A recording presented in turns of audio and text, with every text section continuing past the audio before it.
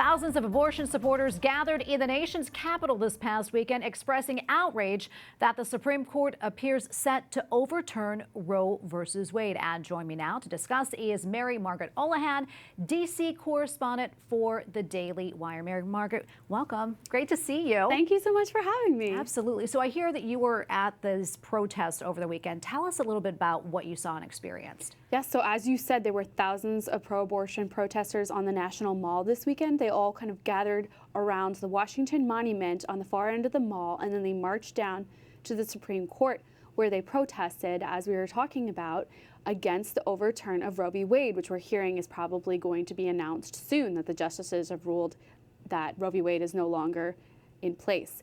Now, these pro-abortion protesters were very angry. There was a lot of negativity, lots of profanity, lots of vulgarity. I mean, these signs are all about reproductive organs. They're full of swear words. They're full of just lots of vulgarity in general. And what was weird, Tracy, was there were a lot of children at this march. And it's kind of ironic, you know, when we're protesting for the right to abort your unborn baby, there's children everywhere and there's babies at this march and their parents are leading them. In particular, I noticed a lot of Capitol Hill families bringing their youngins to this march and at the Supreme Court. Now, I did overhear one couple who, this was earlier at a different pro-abortion protest last week, one couple who came and overheard the dialogue that was going on and said that they actually wanted to leave because they didn't like the rhetoric. And I've heard that from a couple people now who are saying that the rhetoric is escalating. It's making some people who might have been pro-abortion, maybe a little more middle of the road, it's making them uncomfortable. That's interesting. You know, and I also know there were counter-protests to this protest. Talk to us a little bit more about that and also how the people, the pro-abortion supporters that were there, how they reacted to that. Yeah, so there was this one man who was charming, honestly, very cheerful man, standing on the side of the road, and every time people would pass him, carrying pro-abortion signs, he would tell them, "I'm so glad your mother didn't abort you." Not really what you would expect to hear someone say at a pro-abortion protest or in general. You know, it's kind of a startling thing to hear. But he's saying this to all these pro-abortion protesters walking by who are carrying these very aggressive, profane signs. And some of them would stop and say rude things to him. I heard one man say a swear word to him. I saw another person across the street scream something at him.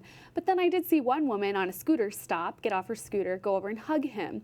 And his sign said, "Jesus saves." And he was just saying to all these people, "Jesus loves you, I love you," and being just a pro-life witness at this march. And later at the top of the Capitol Hill at the Supreme Court, we witnessed a lot of pro-abortion protesters gather around this man and say really horrible things to him. You know, he's talking about God, he's talking about how Jesus loves them. And these pro-abortion protesters were saying, "I don't love you, I hate you," saying profanities about God, saying profanities about all these different things he was saying. And they were pushing their signs in his face as he was holding up his that said, "Jesus saves." And my former colleague at the Daily Caller News Foundation, she got some really good videos of this. My phone died, so I was just witnessing.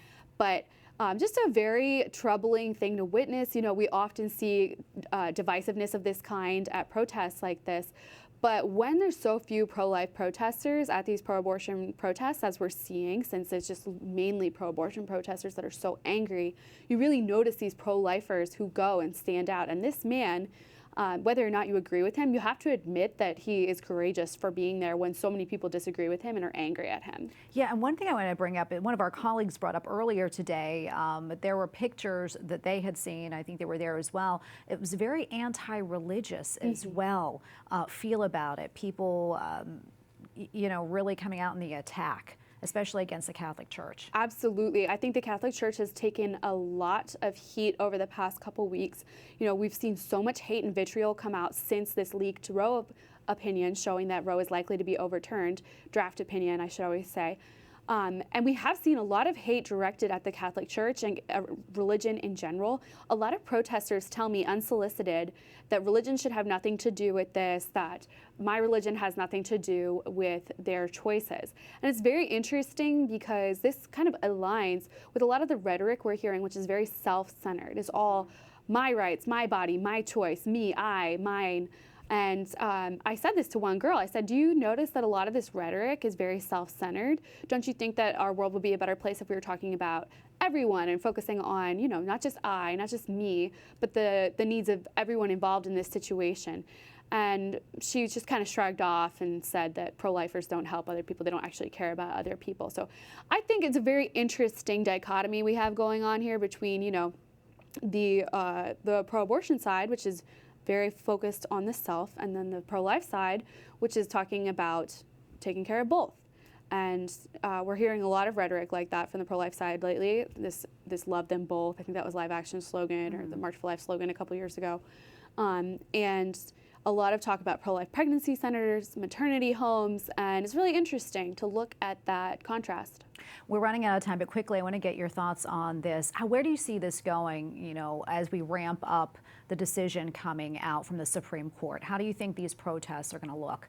Well, we're already hearing from the Women's March and from a lot of different pro-abortion activists and lawmakers that they are ready to protest. They're calling it the Summer of Rage, which is concerning considering the protest that we saw a few summers ago, which I believe was called the Summer of Love.